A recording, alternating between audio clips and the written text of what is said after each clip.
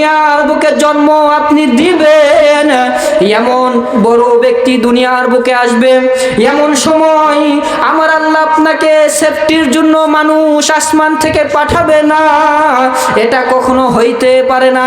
আমার আল্লাহ আমাদেরকে আসমান থেকে পাঠিয়ে দিয়েছে, আমরা 4 জন মহিলা আপনাকে দেখার জন্য এসেছি।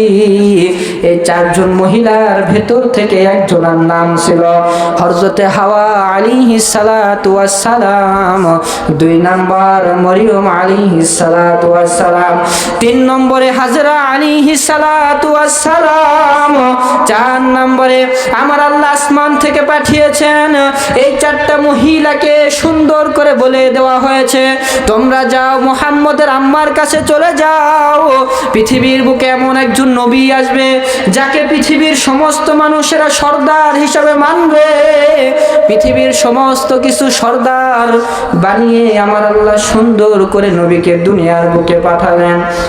আম্মা জান বলেন, আমি ঘরের ভেতরে শুয়ে রয়েছিলাম, আমার মুহাম্মদ যখন সুন্দর করে জন্মগ্রহণ করেছে, আমি মুহাম্মদের আম্মা, আমাকে ডাক দেওয়া হয়েছে, ওগো আম্মা জান উঠে তাড়াতাড়ি দেখেন আপনার সন্তান জন্মগ্রহণ করেছে।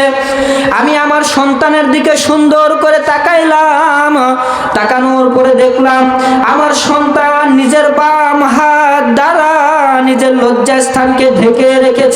আল্লাহু আকবার বলেন। এমন একজন রাসূল আমাদের সামনে এসেছে যেই নবী জন্মগ্রহণ করার পর থেকে নিজের লজ্জাস্থান কখনো দেখায় নাই, নিজের লজ্জাস্থান পৃথিবীর মানুষগুলোকে দেখায় নাই।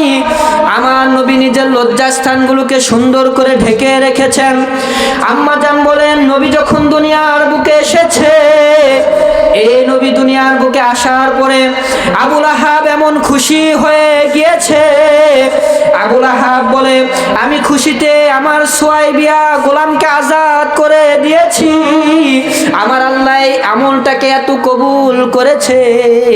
আমার আল্লাহ ডাক দিয়ে বলে, দুনিয়ার মানুষ তোমরা শুনে নাও, ওই যে আবু লাহাব যাকে তোমরা দেখো, যার কথা কোরআনুল কারীমের ভেতরে বর্ণনা করা হয়েছে, আমার আল্লাহ তাকে জাহান্নামের কঠিন শাস্তির ভিতরে রেখেছে, কিন্তু একদিন তাকে জাহান্নামের আগুন শাস্তি দেওয়া হয় না, একদিন তাকে জাহান্নামের আগুন স্পর্শ করতে পারে না। সমস্ত মানুষেরা বললেন, ইয়া রাসূলুল্লাহ, সেই দিনটা কোন দিন? মুহাম্মদ নবী ডাক দিয়ে বললেন, সোমবার দিন আমি জন্মগ্রহণ করেছি, আমি বিশ্ব নবী।